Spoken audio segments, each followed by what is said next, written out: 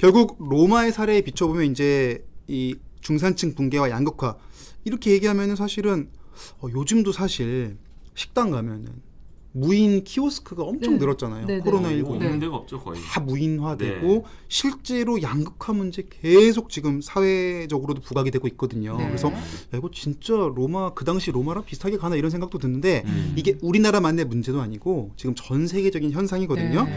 현재 미국에서도 이런 양극화 문제에 대한 해법에 대한 논의들이 나오고 있다고 하는데 잠시 미국 소식 보고 와서 논의 이어가겠습니다. 네.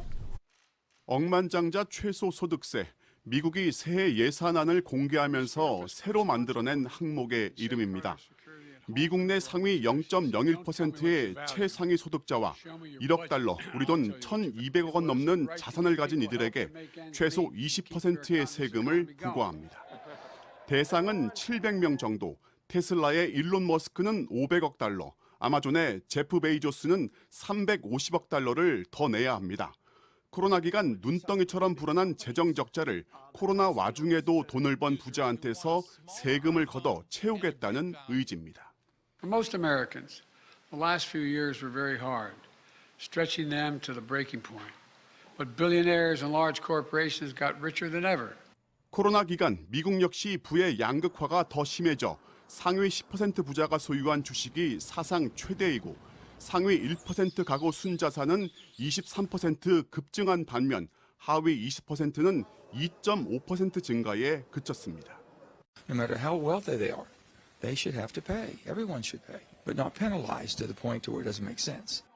법안은 이들이 가지고 있는 주식이나 채권 같은 금융자산을 소유만 하고 있어도 세금을 물리기로 했습니다. 법안이 통과되기만 한다면 이들한테서 앞으로 10년 동안 3,600억 달러, 우리 돈 440조라는 세금을 더 거둘 수 있습니다. 네. 범블비님께서 우리가 스마트 노예 얘기를 했잖아요. 그렇죠. 그걸 지금 로봇과 AI에 빗대서 얘기를 하고 있었더니 연예인이나 기자, 아나운서까지 로봇으로 바뀌지 않았으면 좋겠다고 하시고 방송이라도 사람이 해야 된다고 하셨습니다. 근데 안타깝게도 버추얼 인플루언서들 나오고 있잖아요. 네. 사실 AI 아나운서도 많고. 그래도 이런 받고 있어요. 위협받고 있는데 네. 이런 기대를 가져주시고 이런 바람을 가져주신다는 것이 저희의 그 일자리를 지켜주시는 길입니다. 저희 그럼 계속 인간지능으로 좀 가볼까요? 계속. 네, 인간지능으로. 자, 그러니까 미국도 좀 양극화 문제가 워낙 심각해요. 지금 이런 상황까지 온 우리나라만의 거죠. 문제가 그러니까요. 아니네요. 네. 어떠세요? 지금 좀 그 현대 사회도 그 로마랑 좀 뭔가 기시감이 든다 이런 그러니까요. 생각도 하늘 아래 드시죠. 새로운 게 없어요. 맞아요. 실제로 로마 사회도 당시에 불안을 겪었거든요. 네. 노예 반란도 지난번에 네네. 말씀드렸고 유명한 게 스파르타쿠스의 난 네네. 이거 드라마로도 나왔어요. 네네, 옛날 맞아요. 리드 스파르타쿠스 이처럼 노예의 유입 이런 게 중산층 붕괴 오면서 로마의 불안 요소가 생겨나게 됩니다. 네. 근데 로마 제국 입장에서는 대책 마련을 뭐 고심하지 않을 수가 없는 그런 상황이죠. 그래서 이것도 잠깐 얘기했었는데 지난 네. 시간에 기원전 123년이 되면 시민들에게 식량과 오락거리를 무상으로 제공하기 시작을 해요. 네. 한 달 먹을 빵을 무료로 주고요. 네. 이거 잘 생각해 보면 일종의 재난 지원금이에요. 네, 네, 네. 그리고 목욕탕 무료 입장, 또 전차 경주 같은 스포츠를 무료로 풉니다.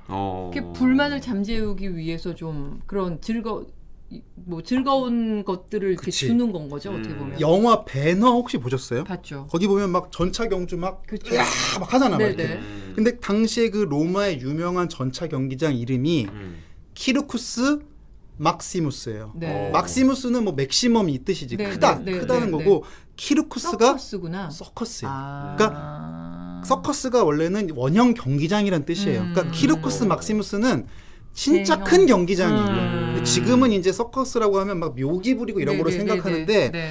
당시에는 이런 대형 원형 경기장이란 네. 뜻이었던 거예요. 네. 글래디에이터 그 극중 이름도 막시무스 아니었어요? 그거 이제 사람 이름인데 그건 그것도 이제 뭔가 사람 이름이고. 위대하다 뭐 네, 이런 뜻이 네, 있었겠죠. 네, 네. 그러니까 갑자기. 어쨌든 보면 이제 밥도 공짜로 주고 스포츠도 무료로 본 건데 그래서 나중에 고대 로마 시인 유벤알리스가 네. 이거를 풍자를 날카롭게 합니다. 네. 뭐라고 하냐면 로마의 시민들은 권력은 모두 위임한 채 두 가지만 초조하게 기다린다. 빵과 서커스만. 여기서 서커스 이제 전차 경주 얘기하는 건데 네. 결국 로마의 빵과 서커스는 하나의 관용적 표현이거든요. 예. 대표적인 우민화 정책으로 거론이 되는데 물론 이거를 복지 정책이라고 보는 분들도 있긴 합니다만 아무튼 그런 어려움을 좀 달래려고 나왔던 대책이겠죠. 3S처럼 예전에. 그렇지. 그러면 지금 보면 빵과 서커스만 기다리고 권력은 이양했다. 그 약간 씁쓸한 상황을 그 풍자한 표현을 거지. 이렇게 한 건데 네네. 그럼 우리도 지금 양극화라든지 중산층 몰락 이런 거를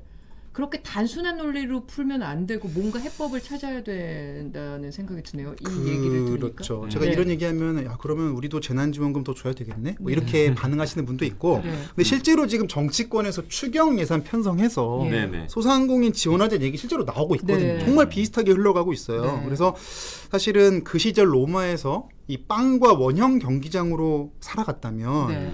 지금은 어떻게 보면 좀 넷플릭스와 재난지원금으로 살아가는 건 아닐까?